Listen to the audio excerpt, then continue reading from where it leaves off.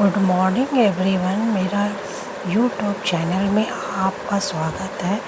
मैं English grammar में आज मेरा टॉपिक है uses of this, that, these, those.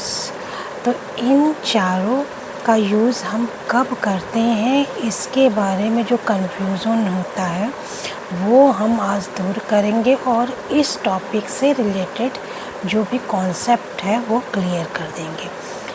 तो आते हैं हम सबसे पहले दिस पर।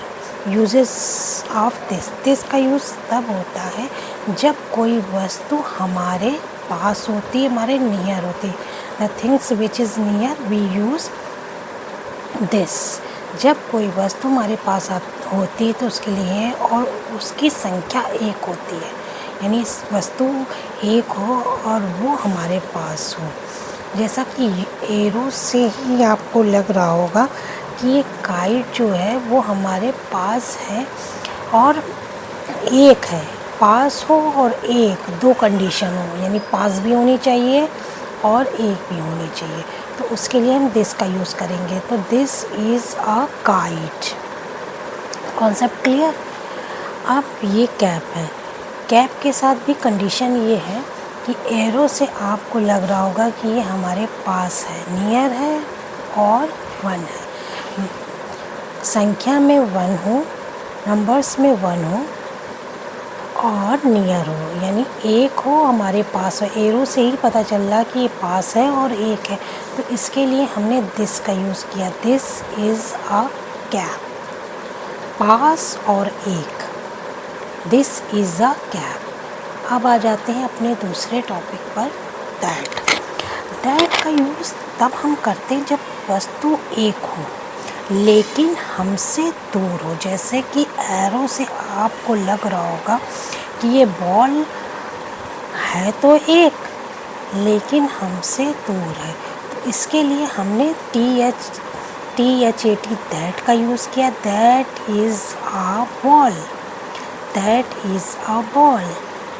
एक संख्या में है और दूर है। एरो इसीलिए मैंने इंडिकेट कर दिया एरो से ताकि आपको एकदम क्लियर हो जाए कि ये संख्या में तो एक है लेकिन दूर है, इसलिए हमने इसके लिए दैट का यूज़ किया है। अगेन फिर से मैंने एक एग्जांपल दिया है।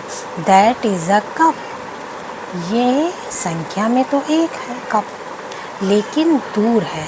एरो से मैंने इंडिकेट कर दिया है कि ये दूर है, तो इसलिए हम इसके लिए दैट का यूज़ करेंगे। पास है, एक है तो दिस, दूर है और एक है तो दैट।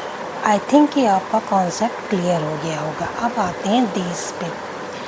जब हमारे पास कोई भी चीज़ एक से ज़्यादा संख्या में हो, एक हो, दो हो, तीन हो, चार हो, यानी एक से उसकी संख्या ज़्यादा हो तो और हमारे पास हो। ये देखिए एरो से मैंने बताया है, एरो से ये इंडिकेट कर दिया है कि ये वस्तु है तो हमारे पास लेकिन दो है, संख्या में दो है, तो इसलिए हमने इसके लिए दीज का उपयोग किया। THESE these are kites. These are kites. संख्या में दो है, एक से ज़्यादा है, चार हो, पाँच हो, छः हो, ठीक, और हमारे पास हो, तो इसके लिए हम दीज का यूज़ करेंगे। अगेन हम नेक्स्ट एग्जांपल देख लेते हैं। इसमें कैप है। कैप भी हमारे नियर है। एरो से मैंने इंडिकेट कर दिया कि ये हमारे नियर है लेकिन संख्या में, नंबर्स में दो है, तो हम लिखेंगे दो। These are caps.